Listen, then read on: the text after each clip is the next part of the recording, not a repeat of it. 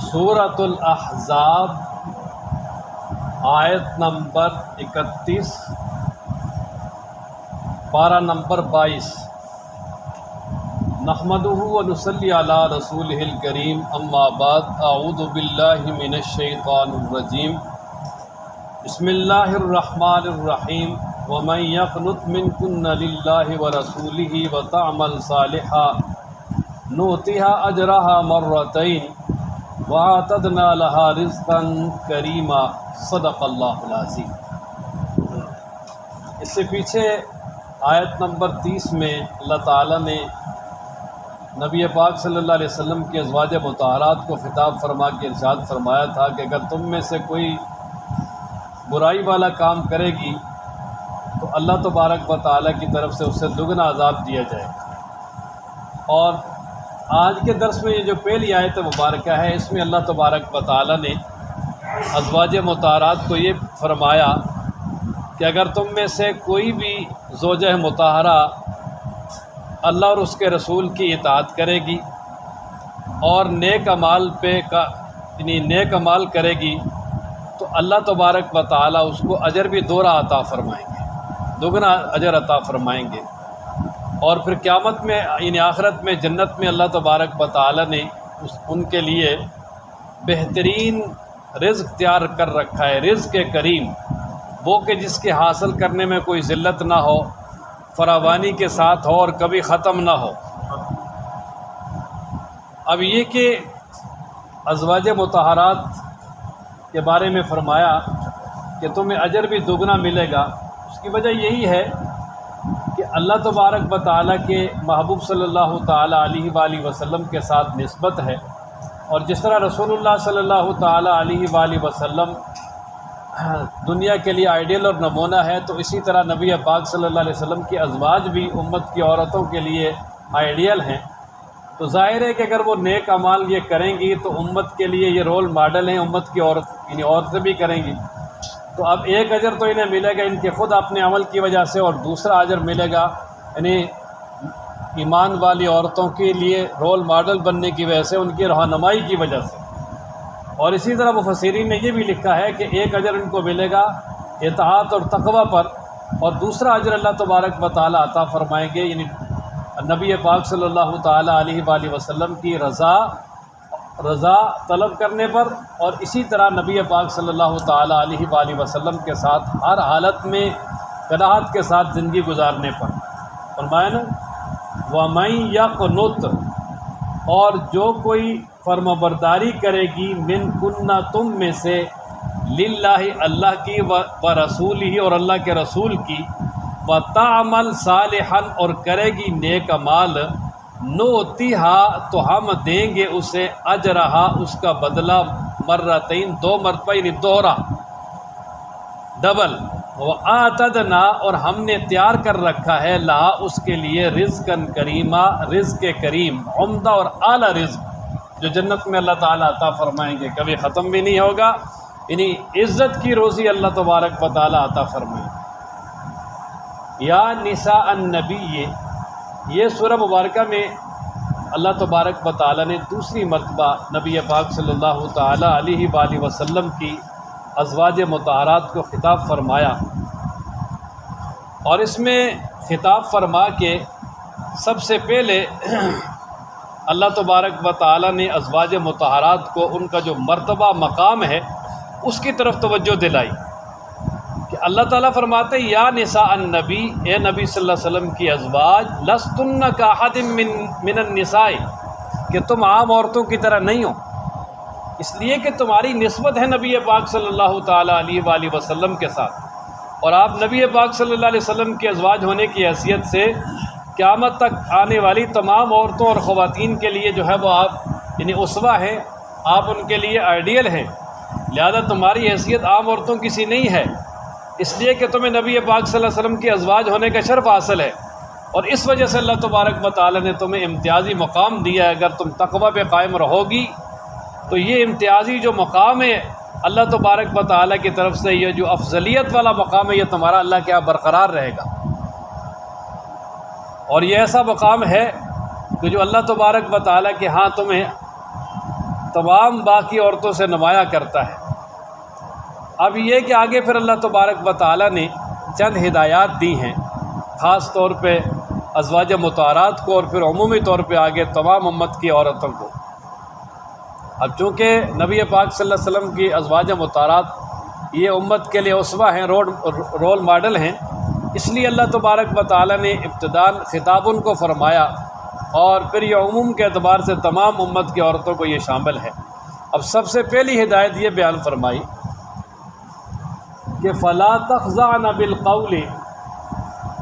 کہ دیکھیں اللہ تبارک و تعالیٰ نے جس طرح عورت کے وجود کے اندر مرد کے لیے جنسی کشش رکھی ہے، جس کی حفاظت کے لیے اللہ تعالیٰ نے خصوصی ہدایات دی ہیں، اسی طرح جو عورت کی آواز ہے اس میں بھی فطرتی طور پہ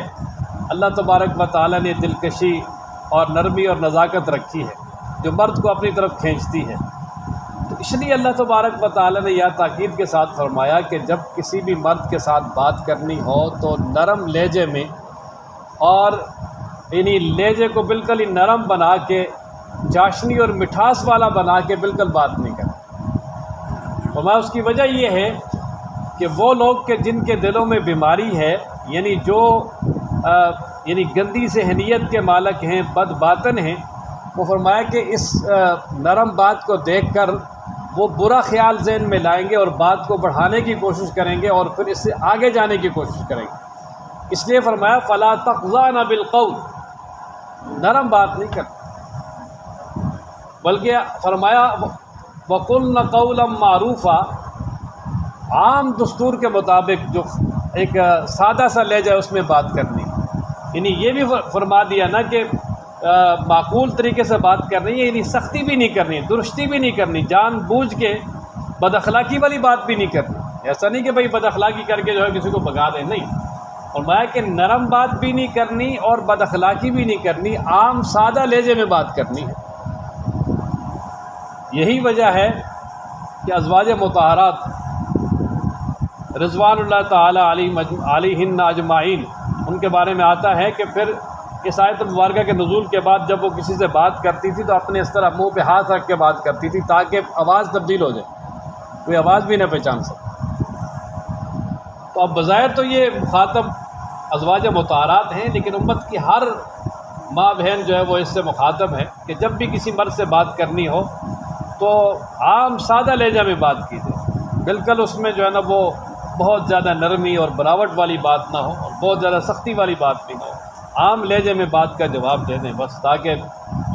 وہ جو جتنا کام ہے اتنی بات کریں گے اور سادہ لہجے میں کریں گے تو کسی کو آگے بڑھنے کی جو ہے وہ جرأت بھی نہیں۔ اس لیے کہ عورت کی جو آواز ہے اس میں بھی اللہ نے کشش رکھی ہے اور اس سے بھی جو ہے وہ یعنی آواز کو بھی حد الوسع بچانے کی، کوئی آواز میں اگرچہ پردہ نہیں ہے،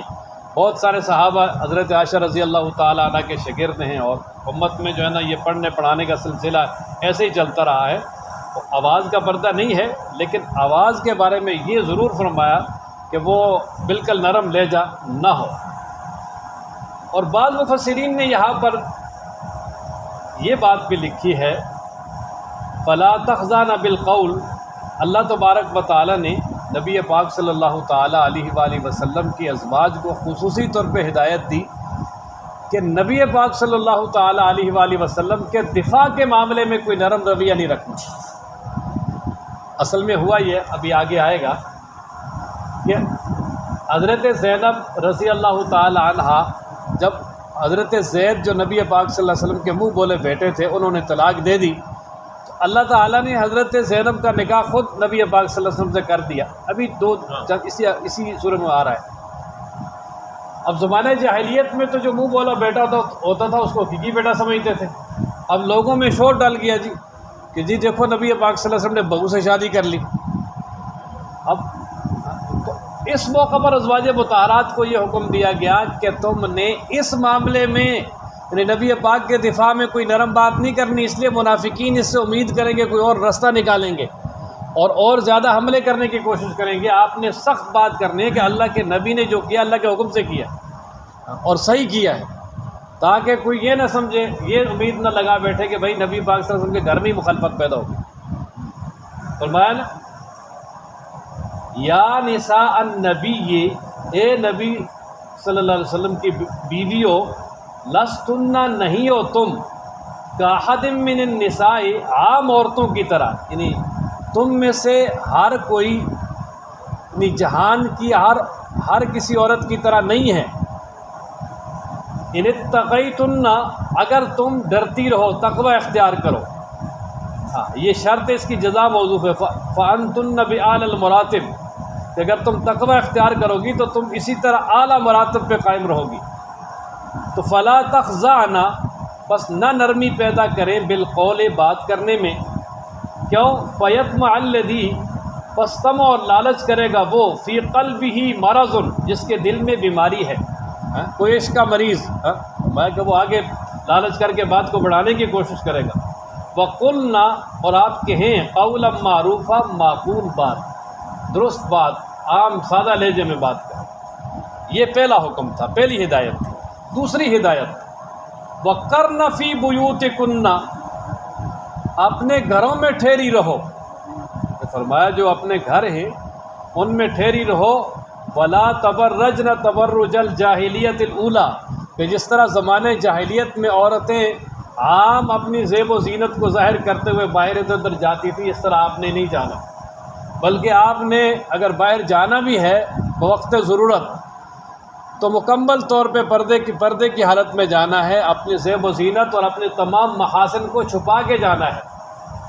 جس طرح اللہ تبارک و تعالیٰ نے دوسرے مقام پر ارشاد فرما، اور ابھی اس میں بھی آگے آ جائے گا کہ یدنین علیہم من جلابیبہن،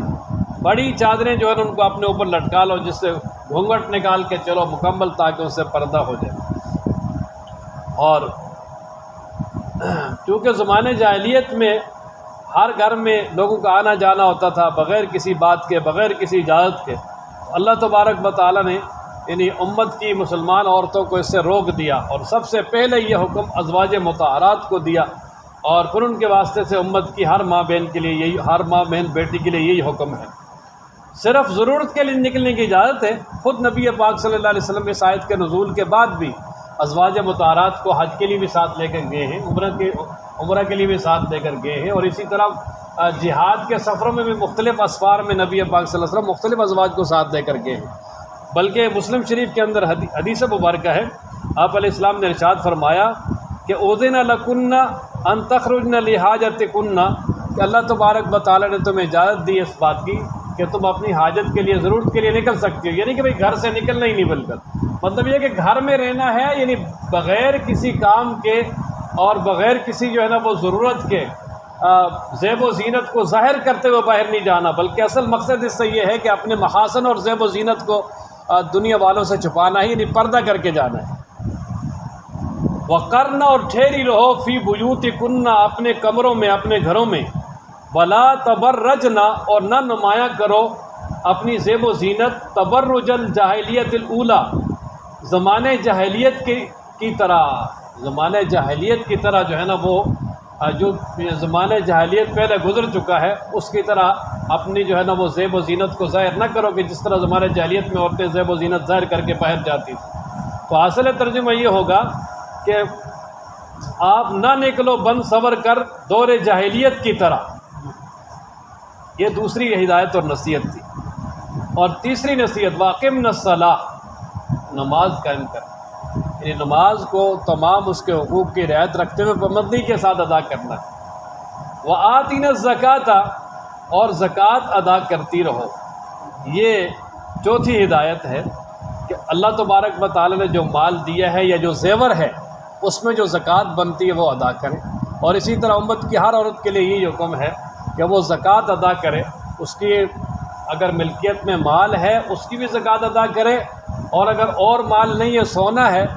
اور وہ بھی نصاب ہے 7.5 تولے یا اس سے زیادہ ہے، تو اس کی بھی زکوٰۃ ادا کرنا ضروری ہے، چاہے وہ پہننے کا زیور کیوں نہ ہو۔ نبی پاک صلی اللہ علیہ وسلم کے پاس 2 عورتیں آئیں، انہوں نے سونے کے کنگن پہنے ہوئے تھے، پوچھا بھائی آپ ان کی زکوٰۃ ادا کرتے ہو؟ فرمایا نہیں۔ تو فرمایا کیا تم پسند کرتے ہو کہ تمہیں جہنم کی آگ کے کنگن پہنائے جائیں؟ انہوں نے کہا جی نہیں۔ تو فرمایا پھر زکوٰۃ ادا کیا کرو، اس لیے زکوٰۃ ادا کرنا ضروری ہے۔ اور 5ویں ہدایت دی، اللہ اور اس کے رسول کی اطاعت کرو۔ فرمایا دیکھو وقرن اور ٹھہری رہو فی بیوتکن اپنے گھروں میں ولا تبرجن اور نہ نمایاں کرو اپنی زیب و زینت کو تبرج الجاہلیت الاولی یعنی پہلے زمانے جاہلیت کی طرح واقمن الصلاۃ اور قائم کرو نماز وآتین الزکاۃ اور زکوٰۃ ادا کرتی رہو وآتین اللہ ورسولہ اور اللہ اور اس کے رسول کی اطاعت کرتی رہو انما یرید اللہ بے شک اللہ تعالیٰ ارادہ رکھتا ہے لیذہب عنکم الرجس تاکہ دور کرے تم سے گندگی کو ناپاکی کو اہل البیت اے اہل بیت اے میرے نبی کے گھر والوں وَيُطَہِّرَکُمْ اور تمہیں پاک کرے تطہیرہ پاک کرنا. یہ اس آیت مبارکہ پہ ذرا غور کرنا کہ بے شک اللہ تعالیٰ ارادہ کرتا ہے تاکہ تم سے گندگی کو دور کر دے اے اہل بیت اور تمہیں پاک کرے پاک کرنا. تو اب یہاں پر رجس سے مراد ہر قسم کی نجاست ہے، یعنی اخلاق کی نجاست، عقائد کی نجاست، گناہوں کی نجاست. اور میں اللہ تبارک و تعالیٰ ان تمام چیزوں سے یہ نہ تمہیں پاک کرنا چاہتا ہے، اس لیے اللہ تبارک و تعالیٰ نے یہ احکامات تمہیں دیے ہیں کہ ان پہ عمل کرنا ہے اے ازواج مطہرات، اور ان چیزوں سے بچنا ہے تاکہ تم اخلاقی، عقائد کی اور دیگر گناہوں کی ہر طرح کی نجاست سے پاک رہو، میرے نبی کا گھرانہ پاک ہو جائے. اب یہاں پر ایک سادہ سا مسئلہ ہے کہ اہل بیت کون ہے. اس میں جو ہے نا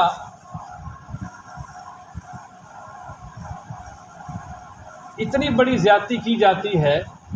کہ انسان سوچ بھی نہیں سکتا. اور میرے محبوب نے جو فرمایا کہ میں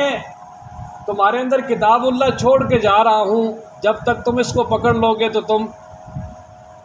گمراہ نہیں ہوگے. اور فرمایا کہ وَأُذَكِّرُكُمْ فِي آلِ بَيْتِي میں تمہیں نصیحت کر کے جا رہا ہوں اپنے اہل بیت کے بارے میں، میں نصیحت کر کے جا رہا ہوں اپنے اہل بیت کے بارے میں، میں نصیحت کر کے جا رہا ہوں اپنے اہل بیت کے بارے میں. اور یہ بھی فرمایا کہ بھائی میں تم میں کتاب اللہ اور اپنے اہل بیت چھوڑ کے جا رہا ہوں. اچھا، اب جتنا ظلم اہل بیت کے بارے میں ہے اتنا کوئی بھی نہیں. وہ لوگ جو اپنے آپ کو یہ سمجھتے جی ہم اہل بیت کو ماننے والے اور ہم سب کچھ اہل بیت کا نام پہ وہ سب کچھ کر رہے ہیں، سب سے بڑا ظلم تو وہ کرتے ہیں جو اصل اہل بیت ہے ان کو صرف بالکل اہل بیت سے ہی نکال دیتے. سمجھ آ گئی نہیں؟ اب یہ کہ میرے پیغمبر کے اہل بیت کون ہے، تو یہ جو آیت مبارکہ ہے قرآن مجید کی آپ نے دیکھ لیا. پہلے بھی کس کا ذکر تھا؟ نبی کی بیویوں کا. اب آگے بھی وَذْكُرْنَ یہ جو اگلی آیت ہے اس میں بھی کس کا ذکر ہے؟ نبی پاک کی بیویوں کا. تو یہ اللہ تبارک و تعالیٰ نے ڈائریکٹ نبی پاک صلی اللہ علیہ وسلم کی بیویوں کو خطاب کر کے یہ احکامات دیے. فرمائے یہ اس لیے دیے ہیں اللہ تمہیں پاک کرنا چاہتا ہے اے اہل بیت. تو یہ اہل بیت جو فرمایا یہ سیدھا نبی پاک کی بیویوں کو فرمایا. ٹھیک ہے جی. اور رئیس المفسرین حضرت عبداللہ ابن عباس، حضرت اکرمہ اور حضرت عروہ بن زبیر یہ تینوں حضرات فرماتے ہیں کہ یہ آیت مبارکہ اہل بیت کے بارے میں، اور اہل بیت سے مراد نبی پاک کی ازواج ہے. اہل بیت سے مراد کون ہے جی؟ نبی پاک صلی اللہ علیہ وسلم کی ازواج ہے، کیونکہ اہل کا لفظ ہمیشہ بیوی پہ بولا جاتا ہے. ہم کوئی آپ سے پوچھتے ہیں حضرت جی اہلیہ کا کیا حال ہے، یہ ہوتا ہے کہ نہیں؟ اب ہماری بیوی تو ہمارا حال ہے، لیکن نبی کی بیوی اس کا حال بول یہ پوچھتے ہیں کہ نہیں جی گھر والوں کا کیا حال ہے؟ اردو میں بولتے ہیں، پوچھتے ہیں جی گھر والوں کا کیا حال ہے. پنجابی میں یار کارالیاں کا کی حال ہے، تو کارالیاں تو کی براد ہونے بیوی. مطلب ساری بات کی طرف آؤں گا. مطلب سب سے پہلے جو اہل کا لفظ بولا جاتا ہے عربی میں اہل ہے، اہل بیت ہے، ہمارے ہاں گھر والے ہیں. پنجابی میں کارالے، تو یہ کس پہ بولا جاتا ہے جی؟ بیوی پہ. اور پھر قرآن مجید میں سورہ ہود میں اللہ تبارک و تعالیٰ نے حضرت ابراہیم علیہ السلام کی زوجہ مطہرہ حضرت سارہ ان کو بھی یعنی اہل بیت کہا. سورہ ہود میں اللہ تعالیٰ ارشاد فرماتے ہیں کہ فرشتوں نے کہا تھا جب وہ بشارت دی نا بیٹے کی تو بڑی حیران ہوئی جی میں تو بوڑھی ہو گئی ہوں تو مجھے جوان کیا جائے گا، کس طرح میرا یہاں بیٹا ہوگا؟ اور فرشتوں نے کہا جی اتعجبین من امر اللہ، کیا تو آپ اللہ کے حکم سے تعجب کرتی ہو؟ رحمت اللہ و برکاتہ، اللہ کی رحمتیں اور اس کی برکات ہوں علیکم تم پر اہل البیت اے اہل بیت. اے اہل ابراہیم علیہ السلام کے اہل بیت، اس وقت کون تھا؟ بیٹا تو کوئی تھا ہی نہیں تھا، صرف حضرت یہ مخاطب بھی حضرت سارہ کو کیا، اور وہ ان کی بیوی ہیں، اہل بیت کا اطلاق بیوی پہ کیا۔ اور اسی طرح موسیٰ علیہ السلام جب طور پہ انہوں نے آگ دیکھی تو کیا کہا تھا؟ فقال لأہلہم کثوا، فقال لآلہم کثوا، اپنی بیوی سے کہا کہ ٹھہر جاؤ، انی آنست نارا، میں نے آگ دیکھی ہے، میں وہاں سے جو ہے نا وہ انگارہ لے آؤں گا، یا مجھے وہاں سے کوئی راستہ میری رہنمائی کر دے گا۔ تو اس لیے اہل کا اطلاق بیوی پر ہوتا ہے، اس لیے سب سے پہلے نبی پاک صلی اللہ علیہ وسلم کی اہل میں حضرت خدیجہ رضی اللہ تعالیٰ عنہ سے لے کر جو 11 بیویاں ہیں وہ ساری آپ کے اہل میں شامل ہیں، ٹھیک ہے جی۔ اور پھر حضرت علی رضی اللہ تعالیٰ عنہ کو نبی پاک صلی اللہ علیہ وسلم نے پالا، اور حضور نبی پاک صلی اللہ علیہ وسلم کی سب سے چھوٹی بیٹی حضرت سیدہ فاطمہ، ان کے ساتھ نکاح ہوا۔ اب حضرت صلی اللہ علیہ وسلم کو اس گھرانے سے بہت ہی پیار تھا، اب بیٹی جب شادی کر کے دوسرے گھر میں بھیج دی جائے تو وہ دوسرے کا حال بن جاتی ہے، اس لیے جب یہ آیت مبارکہ نازل ہوئی تو رسول اللہ صلی اللہ علیہ وسلم نے جب اس کی فضیلت کو دیکھا تو ان حضرات کو بلایا، چاروں کو، یعنی حضرت علی رضی اللہ تعالیٰ عنہ، حضرت سیدہ فاطمہ اور ان حضرات حسنین کو بلا کر اپنی چادر مبارک میں لے کر اللہ سے دعا کی کہ یا اللہ یہ بھی میرے اہل بیت ہیں۔ اللہ سے دعا کر کے ان کو بھی کیا کیا جی؟ اہل بیت میں شامل کیا، اہل بیت میں کیا کر لیا جی؟ شامل کیا۔ اب اس موقع پر ایک زوجہ مطہرہ بھی بیٹھی تھی، انہوں نے فرمایا یا رسول اللہ میں بھی چادر میں آ جاؤں؟ فرمایا آپ پہلے ہی خیر پہ ہو، یعنی آپ پہلے ہی اس میں داخل ہو، اب ان کو داخل کرنا ہے، ان کو کیا کرنا ہے جی؟ تو اس لیے اللہ کے محبوب صلی اللہ علیہ وسلم نے اپنی پیاری بیٹی،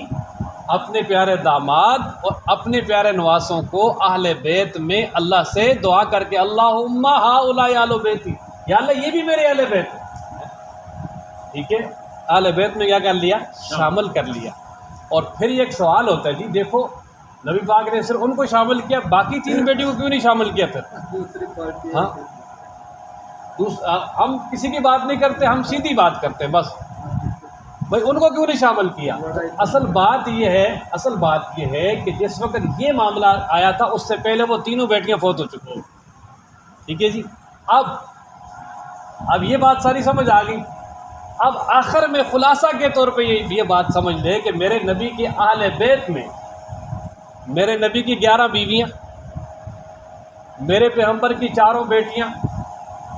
بولو جی، 4 بیٹیاں، میرے پیغمبر کے 3 بیٹے، میرے پیغمبر کے جو ہے وہ 3 داماد، اور میرے پیغمبر کے سارے نواسے نواسیاں، یہ حضور کے اہل بیت ہیں۔ یہ کہیں جی حضور صلی اللہ علیہ وسلم کے اہل بیت ہیں، ٹھیک ہے۔ یہ بڑا اہم ترین مسئلہ تھا جس میں خلاصہ کلام جو بالکل صحیح بات ہے۔ ہاں اب دیکھیں نا، کچھ کو نکال کے کچھ کی عزت کریں، یہ بھی اہل بیت کے ساتھ ظلم ہے کہ نہیں؟ بولیں بھائی، اصل تو یہ ہے نا کہ جس کا تعلق نبی کے گھر سے ہے، ہم سب ان کے غلام ہیں، ہم ان سب کے غلام ہیں، ہم ان سب کے کیا ہیں؟ سب کی قدر کریں گے تو پھر ہی بات بنیں گی نا۔ تو اس لیے بات یہ ہے کہ میرے نبی کے گھرانے میں جو ہیں ازواج مطہرات، آپ کی اولاد، آپ کے داماد اور آپ کے نواسے نواسیاں، یہ سب کون نبی پاک کے اہل بیت ہیں، اور یہ سب ان سے محبت ہمارے ایمان کا حصہ ہے۔ ان سب سے محبت کریں گے، اللہ بھی راضی، اللہ کے رسول بھی راضی۔ اللہ تعالی ہم سب کو قرآن پڑھنے، سمجھنے، عمل کرنے کی توفیق عطا فرمائے۔